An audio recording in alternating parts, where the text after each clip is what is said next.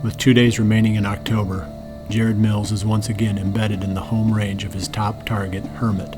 As the day breaks, a different buck approaches the stand and proceeds to steal the show.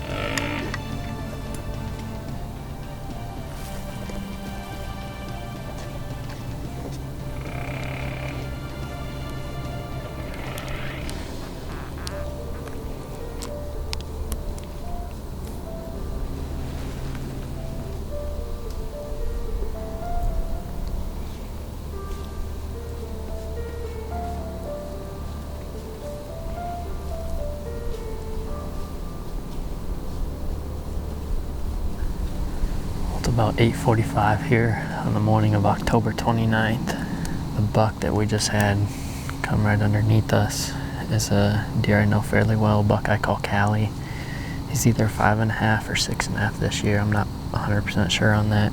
He's a regular in this area, so I knew it was just a matter of time until we saw him.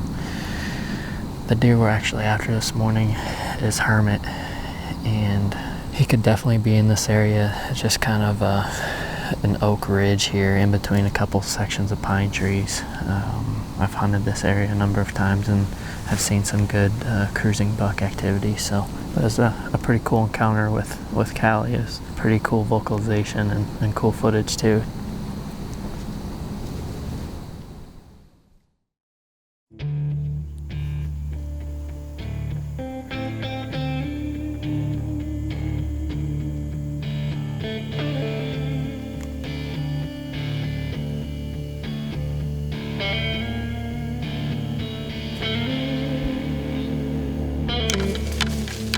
The afternoon brought unseasonably warm temperatures and almost no activity until last night when a mystery buck walks underneath Jared's stand.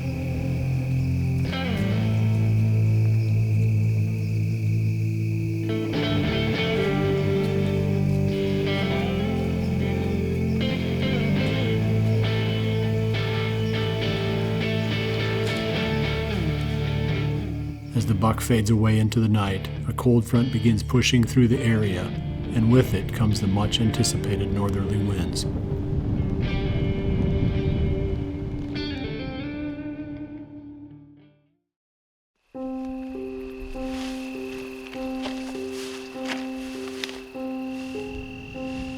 After his first hunt in a new area 6 days earlier, Aaron Warbritton has thought of little other than his next assault, this time deeper into the public marsh.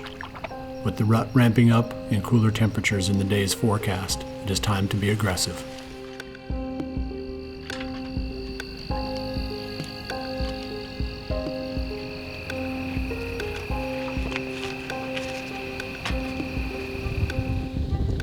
It's October 30th, and me and Sean came in and we did a hanging hunt in the dark this morning. Had that front push through middle of the night last night. It's been hot the last 3 or 4 days, up close to 80 degrees with southerly winds. Wind switched about midnight and started coming out of the north. Now it's blowing straight out of the north at 15, 20 miles an hour. We're in a spot this morning that we've never hunted before, but it's back in this big marsh and thick, nasty fields over here to my right that I believe those bucks could be bedding in. There's a little beaver pond over here about 30 yards away, and those deer are running across the top of it. And there's a bunch of rubs and stuff down in there whenever we were hanging the stand. It's about an hour before daylight right now, so we'll get settled in and try not to blow out of this tree.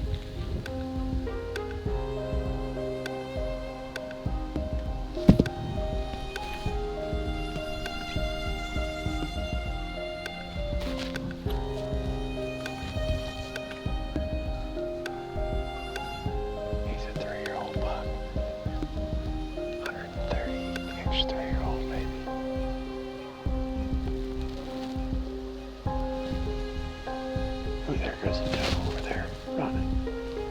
He's chasing her.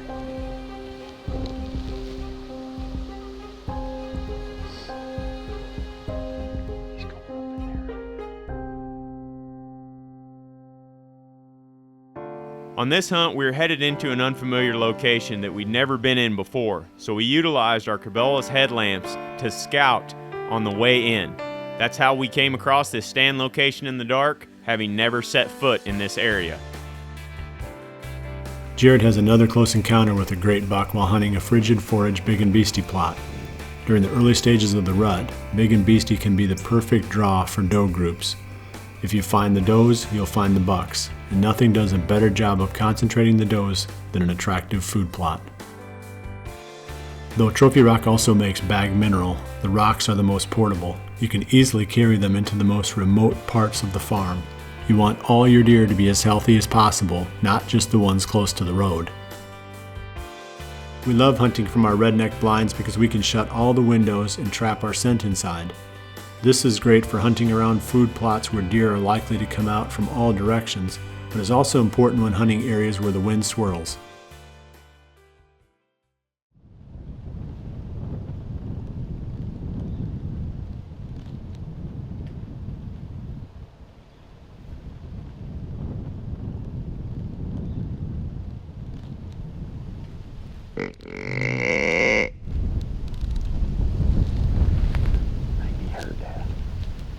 Just right before 8 o'clock right now, and me and Sean just saw a pretty good buck cut across this marsh out here about 150 yards away.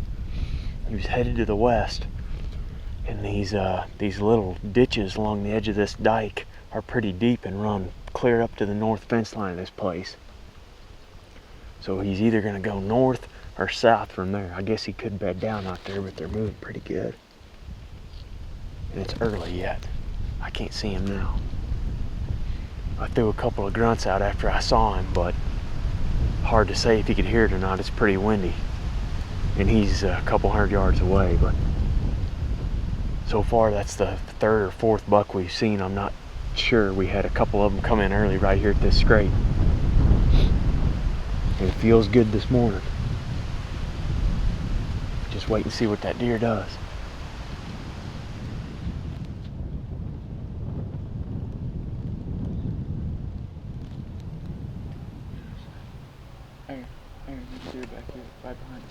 Where?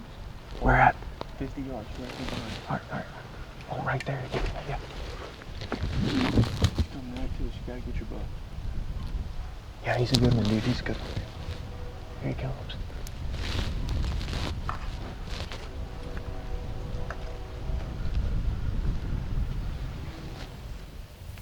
Oh yeah. Oh yeah. Oh yeah.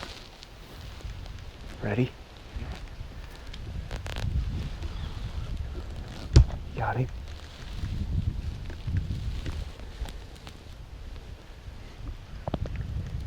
Still coming.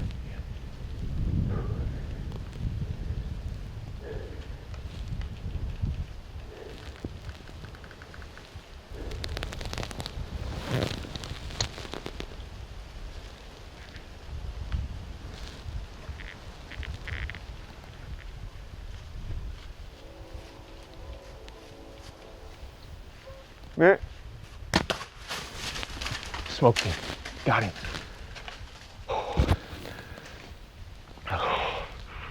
Oh, Sean. Oh, Sean. Oh. Dude. What just happened right there? Oh my gosh. 10 yards, I can see the light of knockdown there. I don't even know what that thing is, but it's a toad. Holy cow. Sean and I come in here this morning. We woke up at 3 a.m. to do a hanging hunt in this spot. And the reason why I picked this stand is because we can see across all this thick, heavy bedding. This stuff is, you know, chest high. And the deer are living out here in this swamp. That buck come right down this green strip, right here to 10 yards, and we just plugged him, man. We got that temperature drop, and these bucks are on their feet this morning. I'm shaking, dude. Oh, man. Oh, I think he should be down right over there. Looked like it got him good. Oh, my gosh. Happened so quick.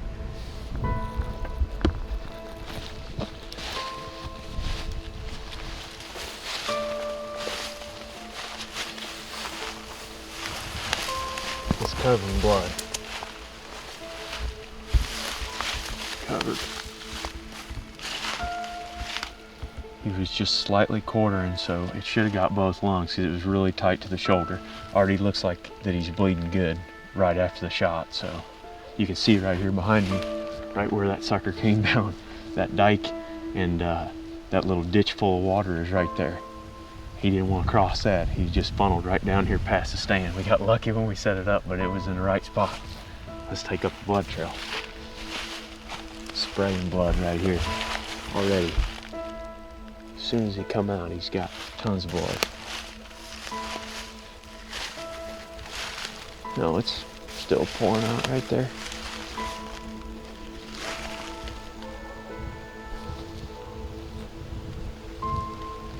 Tons of blood.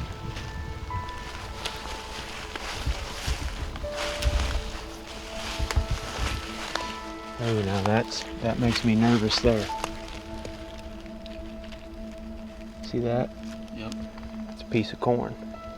There's a chunk of corn right there. I mean, there's some cornfields out here that the deer's obviously feeding in, but with that 1/4-2 angle, that arrow may have come out back through the liver and the stomach. It's got good blood on both sides, the entry and exit. I know I got at least one lung, and probably a double lung, but it makes me kind of nervous seeing that. I'm gonna back out for a little while before we go in any further, I think. No need to take any chances.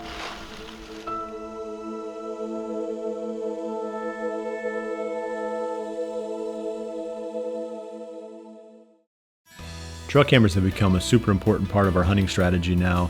On the new Muddy trail cameras, we have fast trigger speeds, time-lapse mode on the ProCam 12, and very crisp, sharp nighttime images. So you can tell what you're looking at. These are all factors that help us to better identify and pattern the bucks that we're hunting.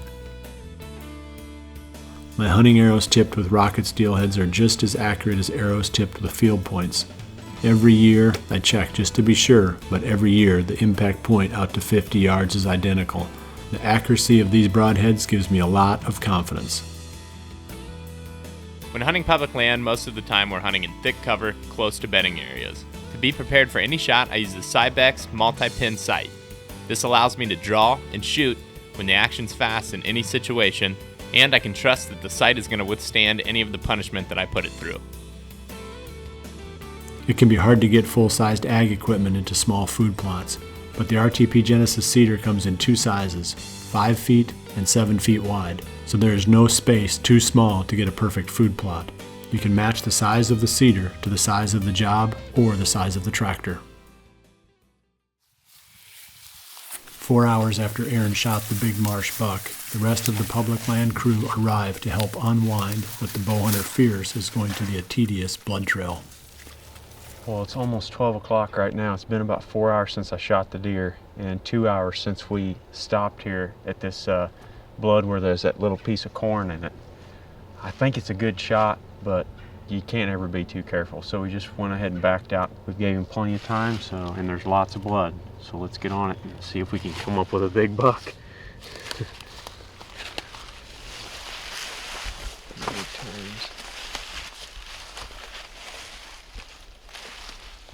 He's right there, he's dead. He's done right there.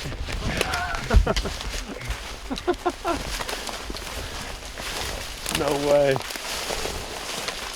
All that worry for nothing, boys. It ate him right up. Look at that stuff. Oh man. Oh, look at that buck. Old swampy Iowa public land buck right there. That's pretty cool. Got him right there behind the shoulder. I'm anxious to see where that exit hole was. I was so nervous that exit was back because I found that little piece of corn, but heck, when we found that piece of corn, we're only 30 yards from him right here. Oh my, that's awesome.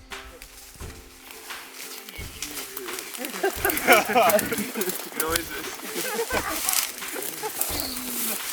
Yeah, man. He's a nice buck.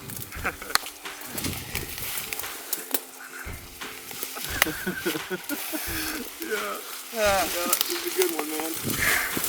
He's a good one. 30th. What's that? Notching that up.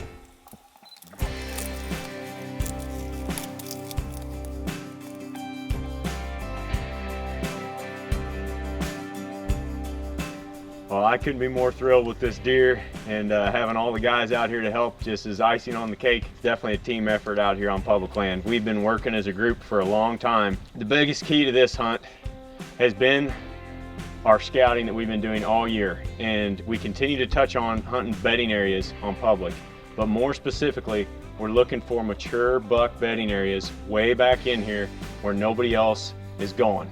Right up behind me here, you can see this little dike, and it's about 5-6 foot deep. There's beavers and stuff in it, and there was ducks and geese on it this morning as well. It also serves for a great spot for them to bed. Those bucks can lay up against this thing on this dike and never see any predators come from that direction, because coyotes, bobcats and stuff are not going to cross that deep water right there to get to them. So they can sit there with wind advantage at their back and just be bulletproof. Back there behind that dike is just thick, gnarly marsh grass, a lot of diverse, thick cover back through there, and that's what's holding these guys right here. It's not much different than the buck nest that we've been hunting all month. Just way back in there and thick. He come down right in front of the stand. He was probably going to do just what those 3-year-old bucks did at first light, work those scrapes and then turn around and go right back up in there.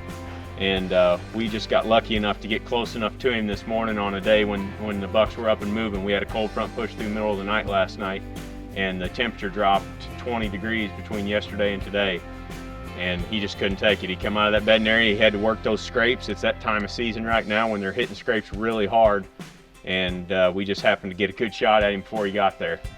But I'm extremely thankful, very, very lucky to get this buck, and like I said, it's been a team effort all around all season out here on public land, and hopefully we can get a few more down come November.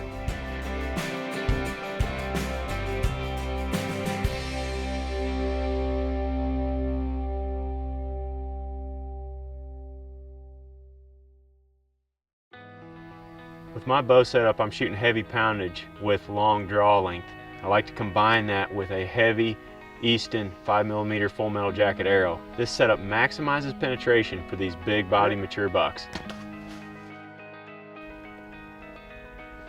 The challenge out here on public land is getting way back in here where these mature bucks live. We would not be able to do it without these lightweight, muddy quick sticks. I harvested this buck this morning on a hanging hunt, was able to come in here for the first time, slide up the tree dead quiet, and catch him by surprise. Hoyt has been committed to building high quality bows for many, many years now. Every year they come out with top of the line bows, but I love shooting my old Hoyt Alpha Max. It's never let me down. Taking a bull elk with it this year, along with this great mature buck this morning. Realtree makes 12 different styles of their famous and highly functional easy hanger. You can find one that is perfect for holding your bow close at hand, stowing your gear, or positioning a video camera where you can easily capture your hunt. There's even a model that allows you to quickly attach a trail camera to a tree. We've had very good success with the Ozonics units in tree stands, but they are almost foolproof in ground blinds. By placing the unit over the open window, we basically create a curtain of ozone that destroys nearly all odor that would otherwise leave the blind.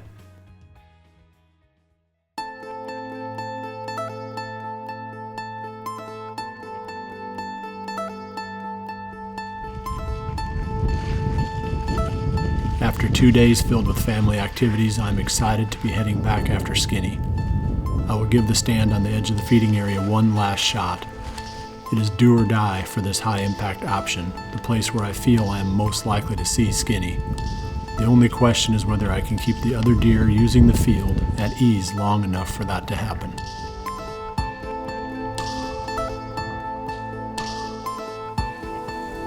At the same time, 50 miles to the east, Mike Reed is heading out for a Halloween hunt of his own, hoping for redemption on a big 8-pointer that he encountered in 2015.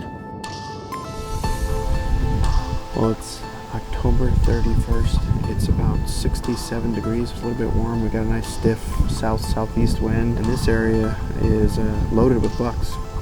Main target here is Brutus. He's the one I'm hoping to see. There's lots of bucks that are moving through here, though, and it'd be fun to film a lot of the 4.5-year-olds and just kind of build history with them. This plot, as I've mentioned before, is sort of a poor man's plot. We came in here, 4 or 5 guys, and cut all the brush out and put in some wild game buffet. And it looks good. It looks like a carpet, and it's right next to the beams. And there's a big ridge that goes down to a cedar thicket on this side, and a big ridge that goes down into a cedar thicket on the other side. And it's just a natural crossing we noticed last year, so we came in here and put some food. And it's been a hot area, just like we expected. So we can get quiet, sit back, enjoy the afternoon, and hope for one of our big shooters to show up.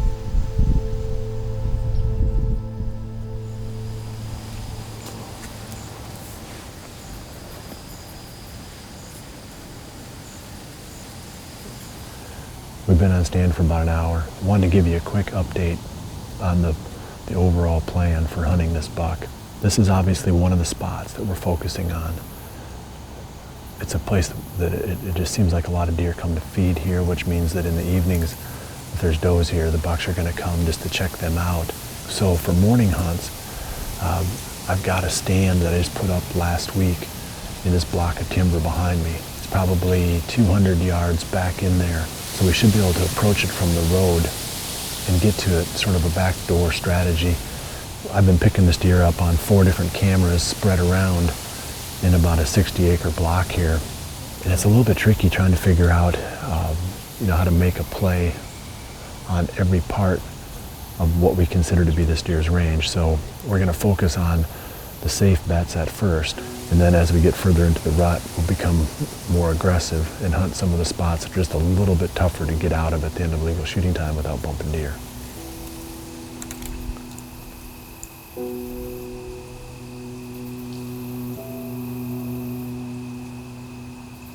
The best buck of the evening is a very nice 8-pointer with lots of potential. Though the day felt good, Skinny never appeared. After alerting at least 1 deer on exit, I made the decision to move these stands across the creek to a new spot that we could get away from more easily.